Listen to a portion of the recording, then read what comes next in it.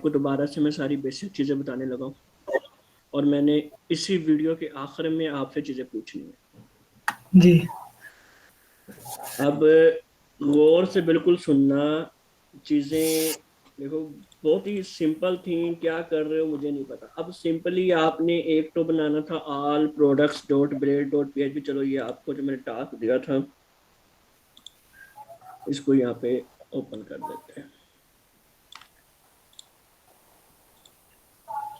और फिलहाल मैं एक काम करता हूँ कि पहले जो कुछ बनाया हुआ है वो सब कुछ उड़ा देते हैं।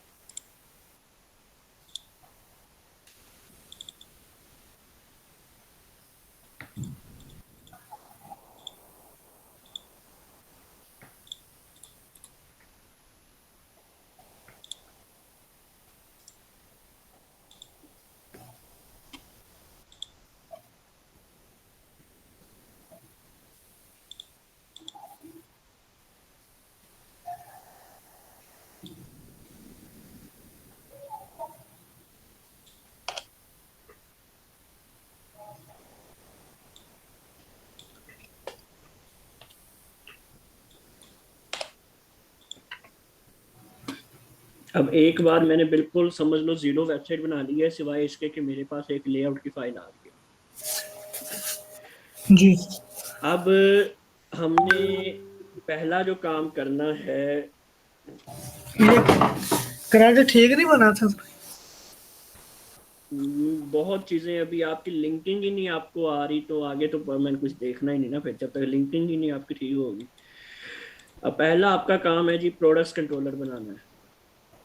तो हम बनाएंगे PHP artisan make controller. Control. अब इसका नाम रखना है प्रोडक्ट्स कंट्रोलर और हम एंटर करेंगे और यहाँ पे ये हमारा प्रोडक्ट्स कंट्रोलर के नाम से एक कंट्रोलर बन गया। ठीक है। जी। सिंपली हमने यहाँ पर एक और कंट्रोलर बनाना है जिसका नाम हमने कैटेगरी कंट्रोलर रखना है। तो हम इस तरह से दोबारा वो सेम लाइन लिखकर और कैटेगरीज कंट्रोलर नाम देते हैं और ये हमारा कैटेगरीज कंट्रोलर बन गया। दोनों कंट्रोलर के अंदर हमने यूज डीबी करना है तो हम यूज डीबी इंक्लूड करवा देंगे, इसके अंदर भी यूज डीबी इंक्लूड करवा देंगे।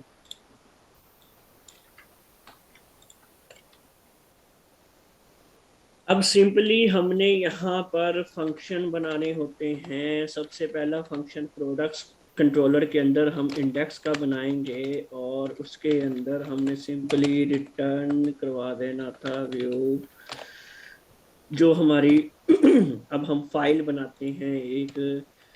वो फाइल हमने बनानी है जी all products dot blade dot PHP की। हमने व्यूज के अंदर आना है, एक फोल्डर बना लेना है पहले तो मैं फोल्डर बना लेता हूँ जिसका नाम रख लेते हैं प्रोडक्ट्स। अब इस प्रोडक्ट्स के फोल्डर के अंदर मैं एक फाइल बनाता हूँ जिसका मैं नाम रख लेता हूँ all products dot blade dot PHP. अब ये फाइल मैंने यहाँ पर सिंपली व्यू करवा लेनी है क्योंकि ये प्रोडक्ट्स के फोल्डर के अंदर है dot all products.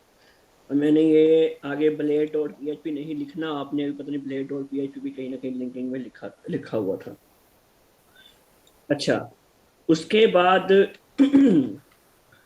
All products के अंदर फाइल के अंदर जो है मैं आऊंगा और अपनी लेआउट वगैरह को एक्सटेंड करवाऊंगा जिस तरह यहाँ पे मैंने पहले की हुई हैं। और इसको मैं एंड सेक्शन भी कह देता हूँ यहाँ से। और इसके अंदर मैं एक हेडिंग दे देता हूँ ऑल प्रोडक्ट्स।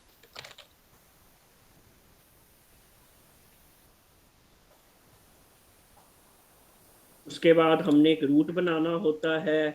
रूट में हम आएंगे और मैं यहाँ पे कहता हूँ ऑल प्रोडक्ट्स प्रोडक्ट्स कंट्रोलर और यहाँ पे फंक्शन का नाम इंडेक्स और अब हम यहाँ पर आते हैं और इस लिंक पर जाते हैं और यहाँ पर ये लिंक देते हैं, तो ये हमारा वो पेज ओपन हो गया है। ठीक है, इसमें जी कोई सवाल, अभी सवाल मुझसे पूछ रहा हो, कोई सवाल हो तो। नहीं ठीक है।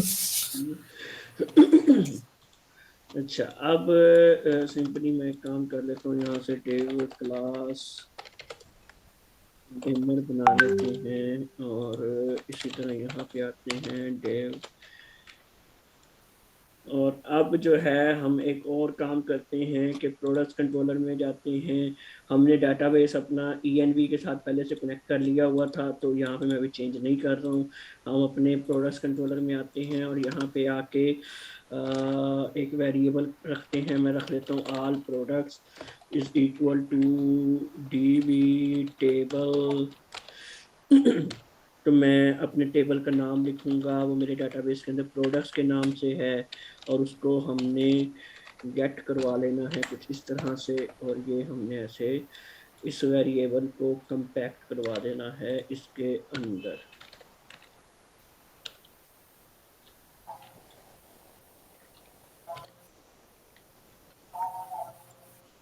ठीक है। जी ये मैं सिर्फ सिंटैक्स कंफर्म कर लेता हूँ कि ये हमने ठीक लिखा है या नहीं।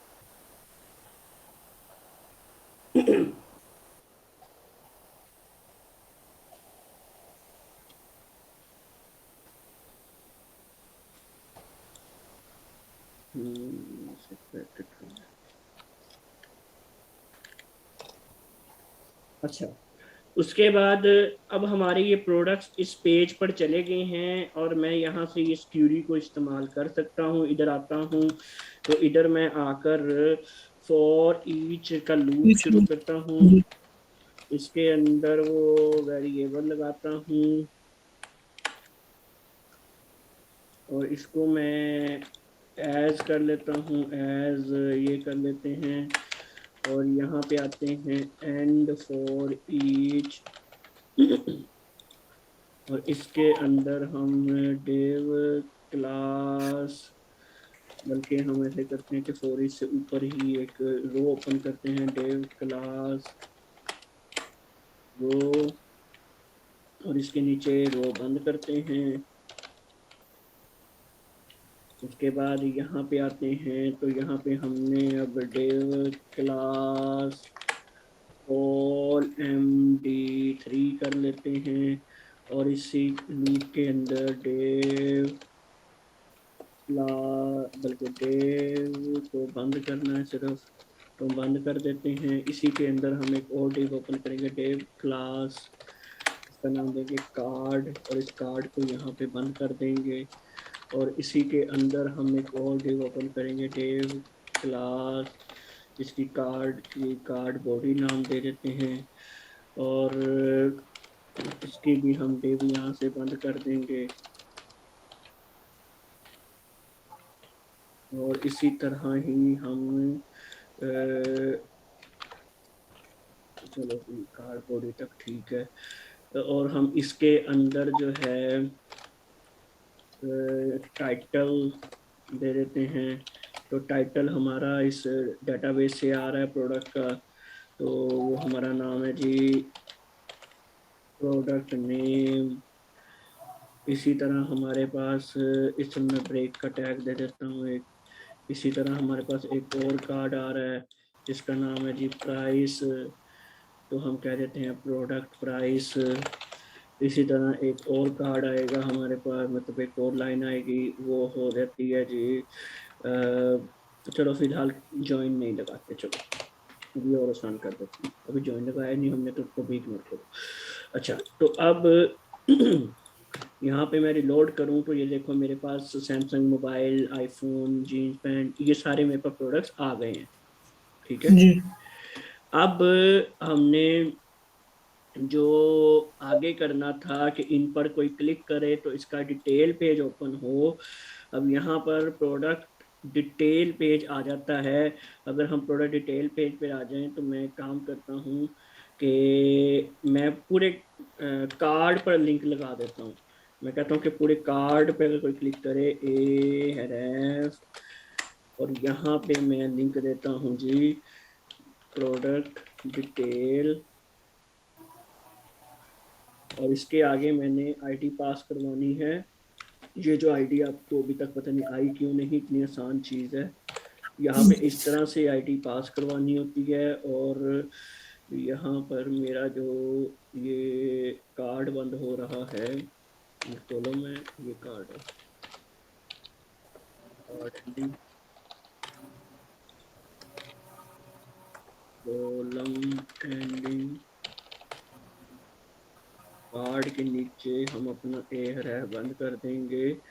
तो अगर मैं इसको रिलोड करूं तो मेरे पास अब ये पूरा कार्ड लिंक बन चुका है। मैं किसी पे भी क्लिक करूंगा तो उसके डिटेल पेज की तरफ लेके जाएगा, लेकिन अभी हमने डिटेल पेज बनाए नहीं। अब हम यहाँ पे आते हैं अपने प्रोडक्ट्स के फोल्डर के अंदर, एक और फाइल बनाते हैं जिसका नाम रखते हैं detail.blade.php, और इसके अंदर भी सेम, पहले तो हम ये चीज़ें ऐड कर लेते हैं, और बल्कि हेडिंग भी हम ऐड कर देते हैं। उसके बाद हम नीचे आते हैं और ये चीज़ें हम यहाँ पे बंद भी कर लेते हैं, कंटेनर बंद कर लेते हैं, और यहाँ पे हम लिख देते हैं डिटेल पेज। अब इस डिटेल पेज का हमने रूट बनाना है, तो रूट बनाने के लिए हमने यहाँ पे आना है, और एक और यहाँ पे बनाएंगे हम, और इसका हम नाम दे देंगे डिटेल, मैं चलो देता हूँ प्रोडक्ट डिटेल। और अब यहाँ पे हमने लिंक पास करवाना है आईडी का, और यहाँ पे हम फंक्शन का नाम लिख देते हैं डिटेल व्यू।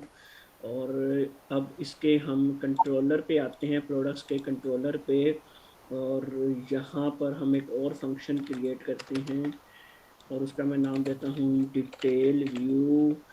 और यहाँ पे हम इसका नाम, फंक्शन का नाम प्रोडक्ट सिर्फ रख देते हैं वेरिएबल का, और यहाँ पे हम इसको पास करवाएंगे, और यहाँ पे अब इसका नाम चेंज होके डिटेल रख देंगे क्योंकि फाइल का नाम डिटेल है।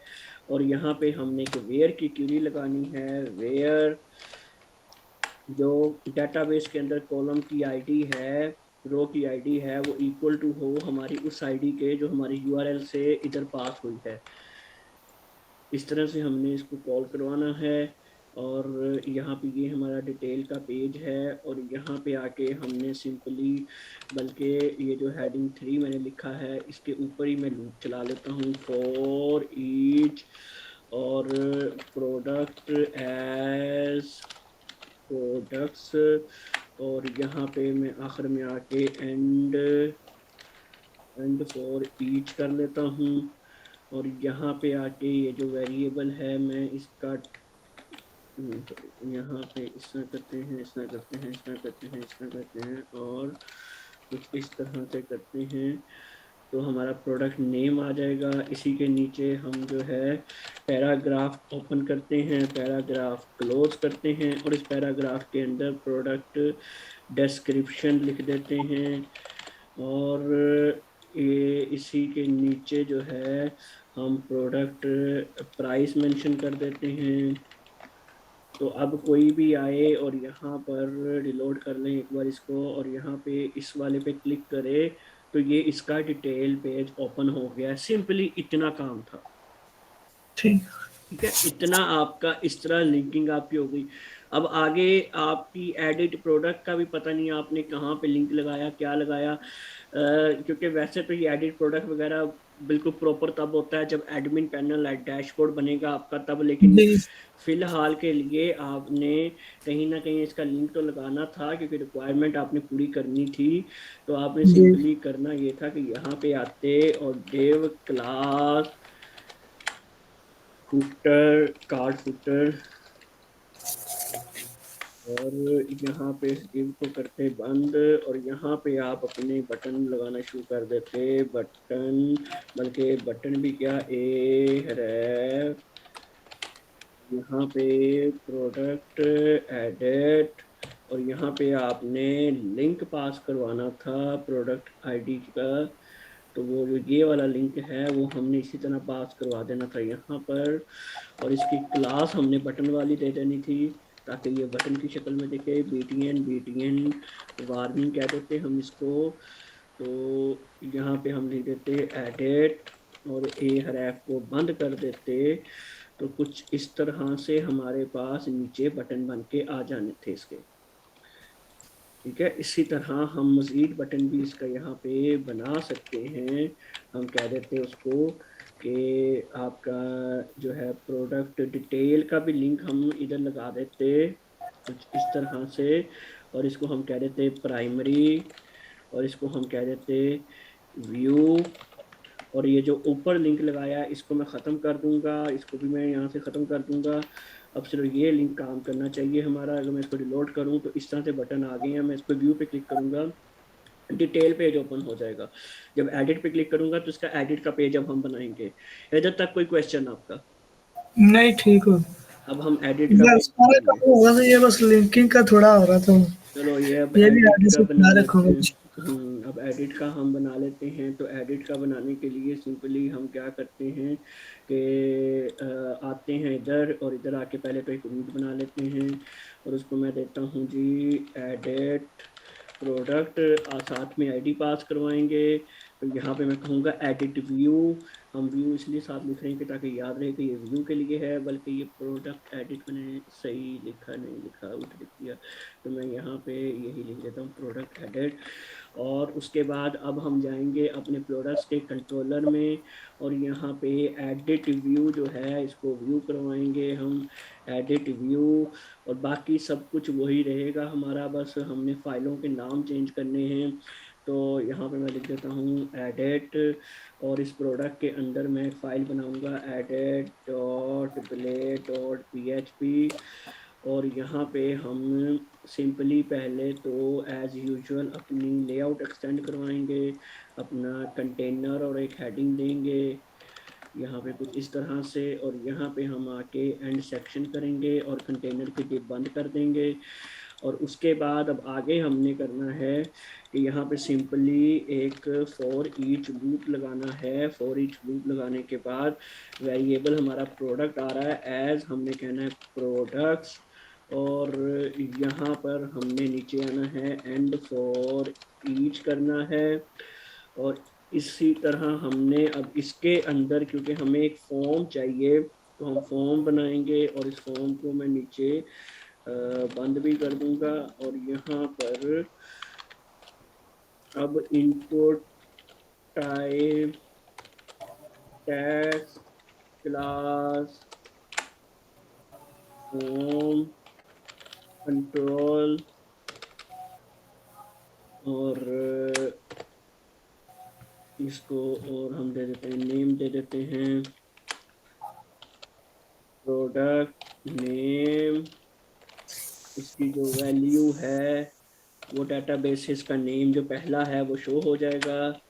तो वो हम कुछ इस तरह से करेंगे। तो हम इसको यहाँ से इसको कॉपी करते हैं, इसको यहाँ पे रखते हैं, यहाँ पे देते हैं, और यहाँ पे हम इसको कहते हैं प्रोडक्ट नेम। यहाँ पे हम ब्रेक का टैग लगा देंगे, इसके ऊपर एक हम लिख देंगे प्रोडक्ट नेम।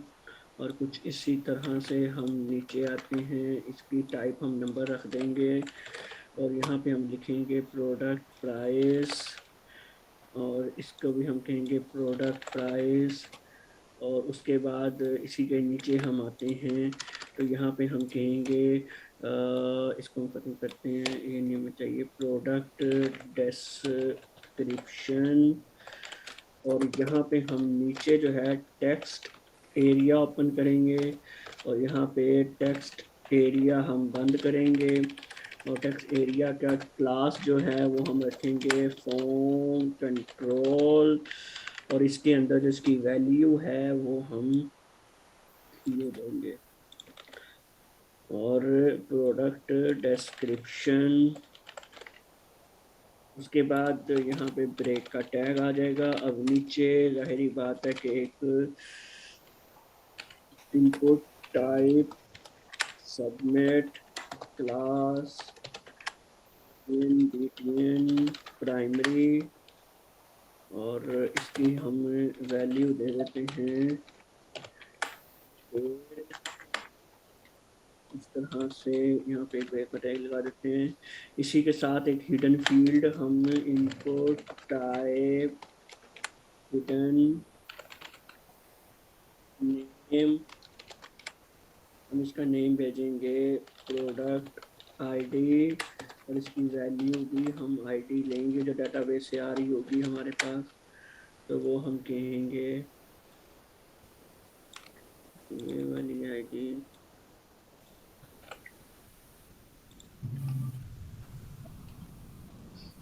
और अब हम ज़रा इस को व्यू करवाने की कोशिश करते हैं। तो मैं जिस अब इसको एडिट करना चाहूँ तो मैं इस पर क्लिक करूँ तो ये इसका एडिट फॉर्म मेरे पास ओपन हो गया है। आईफोन लिखा आ गया, प्राइस लिखी आ रही, डिस्क्रिप्शन लिखी आ रही। इधर तक कोई ये क्वेश्चन? नहीं, ये सब तो ठीक है, ये कर ली वो। तो आप आपका बता दें तो मुझे और क्या। आपका तो एडिट का लिंक भी नहीं लगा हुआ था, तो पता नहीं वो कैसे लिंक का ही बस, वो लिंक मैंने हेडर में जाकर लगा दिया था। पता तो वो नहीं। मैं करता था ना, वो नीचे फॉर्म नहीं आता, सिर्फ हेडर फुटर वो वही आ रहे थे। अच्छा चलो, अब आगे अगली चीज जो मैंने आपको कैटेगरीज के हवाले से कही थी, कैटेगरीज का भी आपने ऐसे ही एक न्यू फोल्डर बनाना था और उसका नाम देना था कैटेगरीज, और उसके अंदर आपने सेम कोई प्रोडक्ट जैसी फाइलें बनानी शुरू कर देनी थी। और उसके अंदर आपने वो सिलेक्ट ऑप्शन, पता नहीं क्यों आपने लगा दिया, सिलेक्ट ऑप्शन आपने लगाना था। अब जो चीज़ मैं आपको बताने लगा हूँ बहुत इंपॉर्टेंट है, ये आगे बहुत जगह पे काम आने वाली है। अब ऐड प्रोडक्ट हम फॉर्म बनाएंगे पहले, तो उसके बाद हम एडिट प्रोडक्ट को दोबारा अपडेट करेंगे। तो ऐड प्रोडक्ट का आपका फॉर्म बनेगा, और यहाँ पे मैं आता हूँ, ये सारा कुछ उठा के यहाँ पे लगा देता हूँ फिलहाल। और क्योंकि अभी मैंने यहाँ पर वैल्यू कुछ भी नहीं होगी, क्योंकि ये तो एक न्यू प्रोडक्ट को ऐड कर रहे हैं हम, तो इस तरह से हम इसको भी यहाँ से ख़त्म कर देते हैं, और इसको हम कह देते हैं ऐड न्यू। और ये लूप भी हमारा पास ज़ाहिरी बात नहीं होगा, इसको भी हम यहाँ से ख़त्म कर देते हैं। अब एक बार हम जो है अपने वेब की फाइल पे आते हैं, और यहाँ पे आके हम एक रूट क्रिएट करते हैं जिसका नाम देते हैं ऐड प्रोडक्ट, और इसमें ज़ाहिरी बात आईडी कोई भी पास नहीं होगी क्योंकि ये तो हम एक न्यू फॉर्म बना रहे हैं। और हम यहाँ पे कहेंगे ऐड व्यू, और यहाँ पर आते हैं हम, और लेआउट में आते हैं, नहीं सॉरी कंट्रोलर में, और हम यहाँ पर एक व्यू बनाते हैं ऐड व्यू का। ज़ाहिरी बात है इसके अंदर कोई हमें आईडी नहीं चाहिए, इसके अंदर फ़िलहाल हमें कोई भी क्यूरी नहीं चाहिए, फ़िलहाल कोई भी वेरिएबल नहीं चाहिए। फ़िलहाल सिर्फ हमने ऐड, जो हमने नाम रखा है ऐड प्रोडक्ट, ये हमने पेज को व्यू करवाना है कुछ इस तरह से। तो अब हम देखते हैं कि ये पेज हमारा व्यू होता है या नहीं। तो यहाँ पे आके हम ऐड प्रोडक्ट लिखें, तो यहाँ पे ऐड प्रोडक्ट्स में, अच्छा ये चीज़ है, इसको रिमोट करते हैं। अब ये हमारे पास ऐड प्रोडक्ट का फॉर्म है, और मैंने आपको ये कहा था कि कैटेगरी सिलेक्ट हमने ऐड प्रोडक्ट के फॉर्म के ऊपर से करवानी है। आपने वो अलग से पता नहीं क्यों बना लिया उसका। आपने यहाँ पे आना था, यहाँ पे आके आपने सिलेक्ट ऑप्शन लगाना था, और उसके बाद यहाँ पे सिलेक्ट ऑप्शन बंद करना था, और यहाँ पे आके आपने ऑप्शंस बनाना शुरू करने थे। तो कुछ इस तरह से मैं इसकी क्लास दे देता हूँ, क्लास फॉर्म कंट्रोल, और इसको मैं ऑप्शन, और यहाँ पे आपको बना के दिखाता हूँ। तो ऑप्शन 1 और ऑप्शन 2 आपका कुछ इसी तरह से हमारे ऑप्शन ये चलते जाने थे। तो यहाँ पे हम ब्रेक का टैग लगा दें और यहाँ पे हम इसको कह दें कि सिलेक्ट कैटेगरी। अब ये जो इसके अंदर ऑप्शंस आ रही है, ये तो स्टैटिकली आ रहे हैं, ये हमने खुद दिए हैं, लेकिन अब हम चाहते हैं कि ये डायनेमिकली आए, जो डेटाबेस के अंदर कैटेगरीज पड़ी हुई है। ठीक है, अब ठीक हो जरा एक बात बड़ी गौर से सुनना आप, क्योंकि इस तरह के पॉइंट्स हमेशा मिस कर रहे हो, क्योंकि मैं चाह रहा हूँ कि आप जल्दी जल्दी आगे जाओ, लेकिन आप छोटी छोटी चीजों पे इस तरह की गलतियां कर रहे हो। हमने आपको, मैंने पहली बात तो ये कि आपको मैंने ये कहा था कि ये मैं आपको जो टास्क दे रहा हूँ, इससे मुझे ये पता चल जाएगा कि आप खुद कितना सोच रहे हो प्रोजेक्ट में। आप सिर्फ वो लकीर के फकीर वाले काम नहीं कर रहे हो कि जो दिख गया वही करना है, लेकिन मुझे एक बात की पता चल गया कि आप खुद कुछ नहीं कर रहे हो भी, अपने जहन से आपने कुछ भी नहीं किया। तो खैर, अब प्रोडक्ट्स के टेबल में आते हैं, तो यहाँ पे हमने ज्वाइन की क्यूरी लगाई थी, कैटेगरी की हम आइडिया ले रहे थे यहाँ पर, जी। और ये हमारे पास प्रोडक्ट्स कैटेगरीज का एक टेबल बना था जिसके अंदर उस आईडी के अगेंस्ट उसका नेम लिखा हुआ है। ठीक है,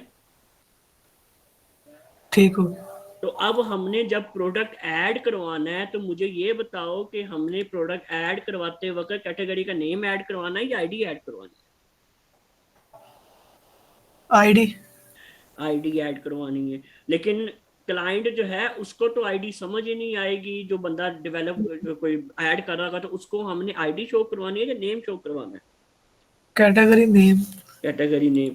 तो हम कुछ इस तरह से शो करवाएंगे कि हम आते हैं अपने कंट्रोलर के ऊपर, और इसके अंदर हम एक क्यूरी रन करेंगे जिसका मैं नाम रखूंगा ऑल कैटेगरीज, और इसको मैं जो है टेबल का नाम है मेरा प्रोडक्ट्स कैटेगरीज। तो इससे मैं इस टेबल से इसका डाटा पकड़ूंगा, ये वाली मुझे क्यूरी नहीं चाहिए। अच्छा जी, और ये वाला वेरिएबल मैं अब यहाँ पे भेज दूंगा। अब मेरे पास ये ऑल कैटेगरीज भी जो है वो मेरे इस प्रोडक्ट्स के पेज में आ गई है। एक मिनट है, सॉरी, मैंने यहाँ पर हम कम्पैक्ट रे ऑल कैटेगरीज, तो अब मेरे पास ऑल कैटेगरीज का वेरिएबल भी ऐड प्रोडक्ट के पेज पर आ गया है। तो मैं यहाँ पे सिंपली आऊंगा, क्योंकि मैंने सिर्फ इन ऑप्शंस को डायनेमिक करना है, पूरे सिलेक्ट को डायनेमिक नहीं करना। तो मैं इन ऑप्शंस के ऊपर जो है फॉर ईच लगाऊंगा यहाँ पे आके कुछ इस तरह से, और यहाँ पे मैं फॉर ईच बंद कर दूंगा। और अब जो मैंने वेरिएबल कैटेगरीज का यूज किया था, all categories as all categories, और अब यहाँ पे एक ऑप्शन खत्म कर देंगे, सिर्फ एक ही चाहिए, बाकी डायनामिकली जनरेट होंगे। तो हम यहाँ पे कुछ इस तरह से ऑल कैटेगरीज, और इधर हम कॉलम का नाम लिखेंगे कैटेगरी नेम। तो मैं कहूँगा जी कैटेगरी नेम, और जो डेटाबेस में ऐड करवानी है ना हमने चीज, वो आपकी ऐड होगी ये वैल्यू। ऑप्शन की जो वैल्यू होती है वो डेटाबेस में जाती है, तो डेटाबेस में हमें आईडी चाहिए, तो वहां पे हम आईडी लिखेंगे। ठीक है, वहां और पे अभी तो हाँ बोलो। वहां पे ज्वाइन तो करवाया नहीं। ज्वाइन अभी नहीं, इसके लिए ज्वाइन की जरूरत नहीं है।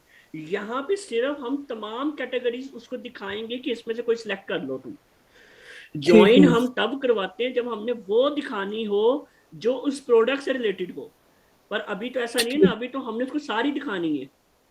जी। ठीक है, तो अब यहाँ पर जो मैं लिखूंगा इस ऑप्शन के अंदर, वो आम इंसान को नजर आएगी, और जो यहाँ पे वैल्यू के अंदर होगी ये चीज डेटाबेस के अंदर जाएगी। ठीक है, जी। तो अब मैं अगर ठीक हो यहाँ पे आऊं और इसको रिलोड करूं, तो मुझे सारी कैटेगरी यहाँ पे नजर आ रही हैं। अब बंदा तो यहाँ पे कैमरास करके तो ऐड न्यू पे क्लिक कर देगा, तो डेटाबेस के अंदर प्रोडक्ट्स के टेबल के अंदर इसकी आईडी चली जाएगी। ठीक हो गया। ठीक है, और यहाँ पे हमने ज्वाइन इसलिए नहीं लगाया क्योंकि हम एक न्यू प्रोडक्ट ऐड कर रहे हैं, बिल्कुल न्यू।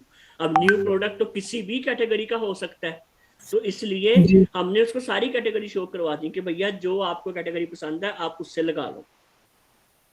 ठीक हो गया, ये ठीक। इस तरह से काम करता है। अब हम एक प्रोडक्ट ऐड भी करके देख लेते हैं। तो मैं इसको यहाँ से कहता हूँ मेथड जो है जी आपका पोस्ट है और एक्शन है जी आपका ऐड, बल्कि इंसर्ट प्रोडक्ट कह देते हैं, इंसर्ट प्रोडक्ट। और इसको मैं कहता हूँ @CSRF। और यहाँ पे हम अब अपने web.php की फाइल में जाते हैं और यहाँ पे हम पोस्ट का मेथड इंसर्ट प्रोडक्ट और इसका मेथड जो है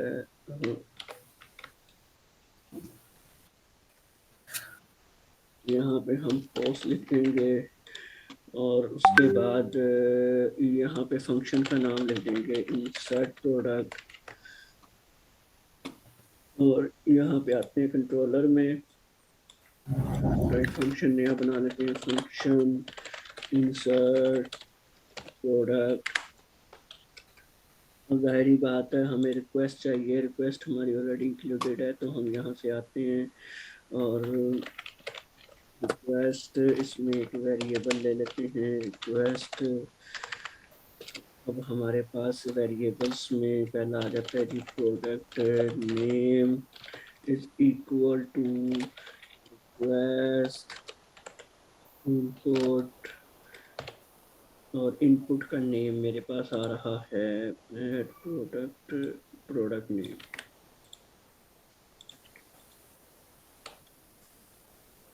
इसी तरह हम बाकी भी जो है प्रोडक्ट प्राइस, प्रोडक्ट डिस्क्रिप्शन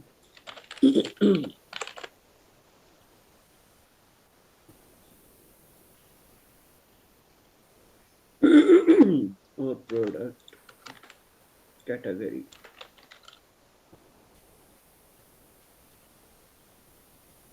क्योंकि हमने प्रोडक्ट कैटेगरी का यहाँ पे अभी सिलेक्ट में कोई नेम नहीं दिया, तो उसका एक नेम देना है हमने।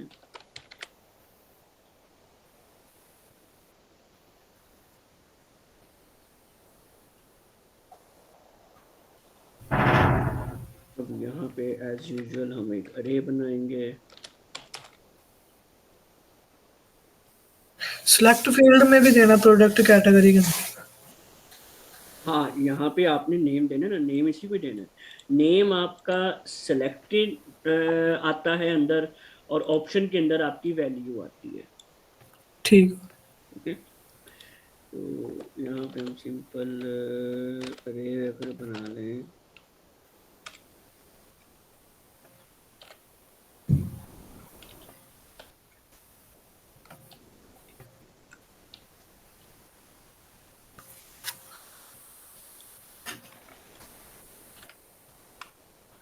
क्या मेरा सिंटेक्स ठीक है? तो सिंटेक्स कंफर्म करना पड़ेगा मुझे, मेरे ख्याल में तो ठीक है। प्रोडक्ट प्राइस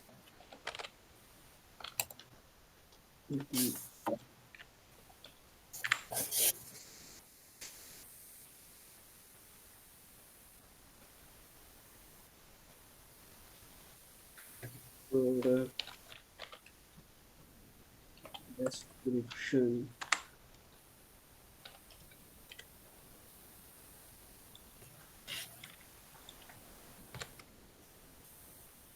इसी तरह product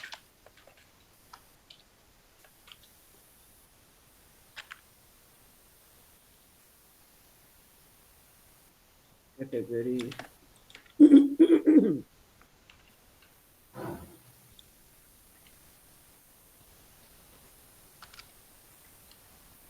db table product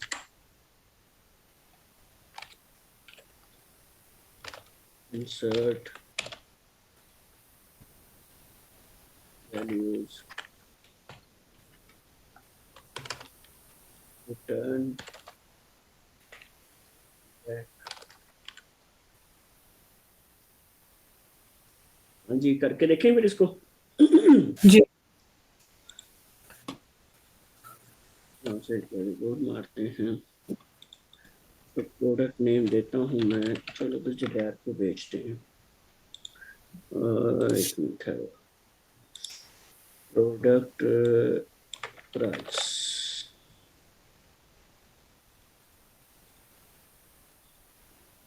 Zubair को बेचते हैं। जुबैर की कीमत है जी 420 होता है।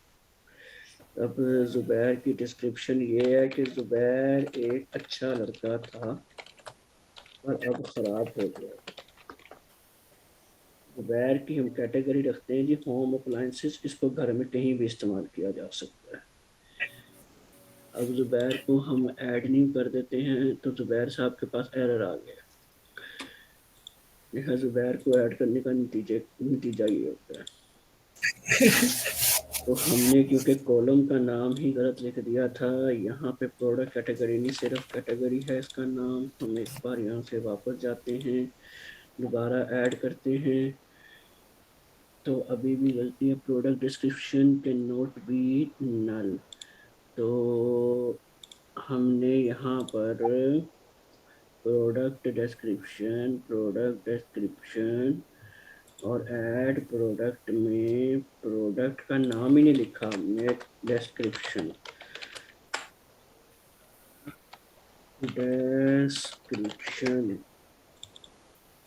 चलो दोबारा हम जुबैर को बेचते हैं।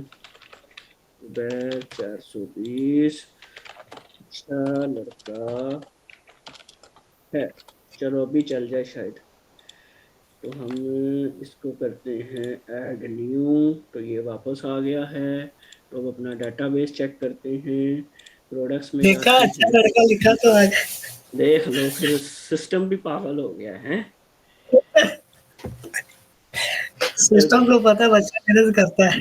हाँ, अच्छा तो ये ले जी, आपका प्रोडक्ट ऐड हो गया है, प्रोडक्ट का नाम भी आ गया, आपकी कीमत भी आ गई, आपकी डिस्क्रिप्शन भी आ गई है, आपकी कैटेगरी में आपकी आईडी आई है, जो आईडी है होम अप्लायंसेस की 4। ठीक हो। तो ये वाला आपका मसला हल हुआ कि कैसे हुआ? जी ठीक हो गया। अब एक अब नहीं और सिलेक्शन। चीज इसमें जो बड़ी इंपॉर्टेंट है, वैसे तो लेक्चर इतना लंबा जाना नहीं चाहिए था, लेकिन चलो, और एक चीज मैं और आपको बता दूं कि अभी हमने लेक्चर स्टार्ट किए, मैंने कोई 7:45 पे हमने शुरू किया था। उससे पहले जब आपका देख रहे थे, मैंने जब 7:45 पे शुरू किया, और अभी 8:20 हुए हैं और ऑलमोस्ट सारा काम हो गया है। ये करना था अपने कल टेस्ट में, और आप पता नहीं कहाँ पहुंच गए थे। जी अच्छा, अब उसके बाद एक और चीज जो आपको मैंने सिखानी है वो ये है कि अब हमने जो हमारा एडिट का फॉर्म है, हमें कैटेगरीज तो यहाँ से भी एडिट करवानी है ना। अब हो जी सकता है कि उसने आज वो प्रोडक्ट्स के मोबाइल के अंदर रखा था, अब कल उसको याद आया ये तो मोबाइल ही नहीं है, ये तो टैबलेट पीसी है, इसको तो टैबलेट पीसी के अंदर आना चाहिए था। तो इस तरह की कैटेगरी वो चेंज करना चाहेगा, तो एडिट फॉर्म के अंदर भी हमें चाहिए। तो हम एक काम करते हैं कि अपने कंट्रोलर में जाते हैं, पहले तो ऑल कैटेगरीज को एडिट फॉर्म के अंदर भी जो है वेरिएबल पास करवा लेते हैं, कुछ इस तरह से और कुछ इस तरह से। और अब हम करते ये हैं कि ऐड प्रोडक्ट के अंदर जो हमने सिलेक्ट कैटेगरी बनाया था, वो एडिट कैटेगरी के अंदर भी हम इस्तेमाल कर सकते हैं। और इसका नेम दे देते हैं प्रोडक्ट डिस्क्रिप्शन।